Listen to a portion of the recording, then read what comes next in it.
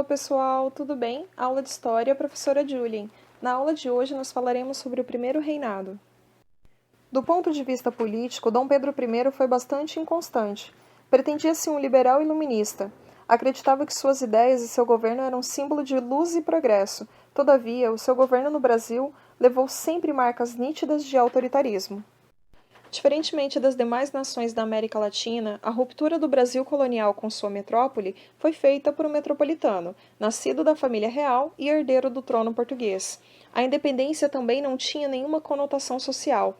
Não se tratava de alterar as estruturas sociais do território, mas de assegurar a autonomia política já em vigor. Porém, simplesmente proclamar a independência não era o que levaria à independência do país. Era necessário dois fatores: o reconhecimento pelas demais nações e a articulação de um país propriamente dito. Os Estados Unidos reconheceram a autonomia brasileira em 1824. Já em 1825, Portugal selou o reconhecimento com a Inglaterra, a quem coube o papel de intermediar uma longa negociação com o Brasil. Começou a partir de então o processo da construção da nação chamada Brasil. É comum que se diga que a independência do Brasil foi pacífica. Isso, contudo, é apenas parcialmente verdadeiro. É verdade que foi uma emancipação muito mais tranquila do que as dos demais países da América Latina. Entretanto, nos estados de Norte e Nordeste, principalmente, houve alguns conflitos para defender a manutenção do status colonial da América Lusitana. Maranhão, Piauí, Grã-Pará e Bahia foram palcos de revoltas contra a proclamação da independência do Brasil. Como Dom Pedro I se considerava um liberal, ele acreditava que era necessário uma constituição. Ele queria realizar uma monarquia constitucional. Foi chamado então uma Assembleia Constituinte. O problema é que dentro dessa Assembleia estavam vários grupos distintos entre si.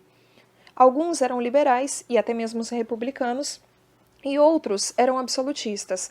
Diversos tópicos do projeto da Constituição e das leis elaboradas pelas comissões se arrastavam em discussões intermináveis. Dom Pedro I, por sua vez, viu nessas discussões o princípio de uma anarquia e julgou que deveria interferir. Na noite do dia 11 para o dia 12 de novembro de 1823, a chamada Noite da Agonia, o imperador dissolveu a Assembleia Constituinte e interditou suas atividades.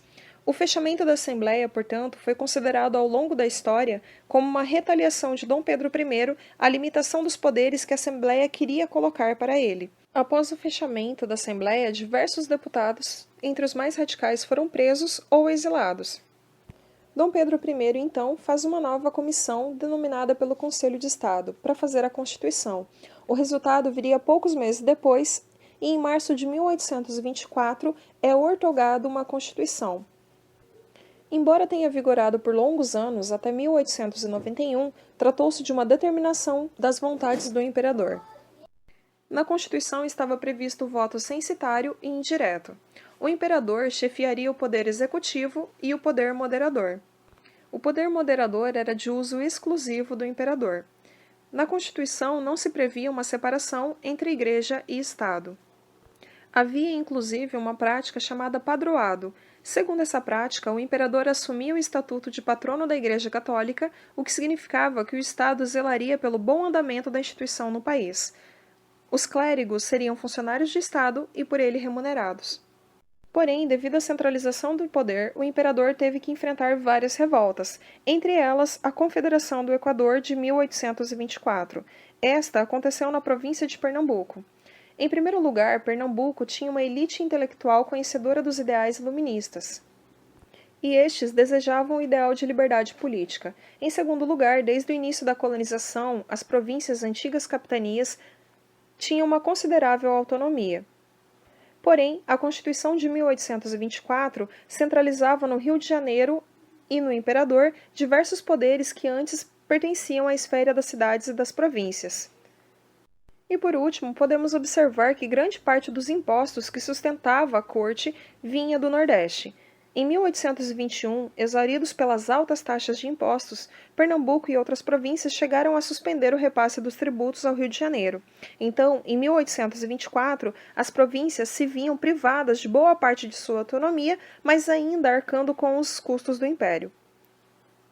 O principal líder da Revolução foi Manuel de Carvalho Paes de Andrade. Em 2 de julho de 1824, Paz de Andrade publicou um manifesto chamado de Confederação do Equador, emancipando assim Pernambuco do Império Brasileiro. Paraíba, Rio Grande do Norte e Ceará foram também parte dessa Confederação do Equador. Dentro da província tinha uma grande hostilidade contra os portugueses. Um outro defensor do movimento era o Frei Caneca. Porém, o movimento se enfraqueceu em função das disputas internas. A Confederação do Equador aboliu o tráfico transatlântico de escravos em Pernambuco, o que levou vários integrantes do movimento, que dependiam da mão de obra escrava, a abandonarem. Foram no total 4 meses de conflitos armados. No dia 11 de setembro de 1824, a cidade de Recife já estava tomada pelas forças imperiais. Nas próximas aulas falaremos sobre os demais fatos que desestabilizam o governo de Dom Pedro I. Grande abraço e até a próxima!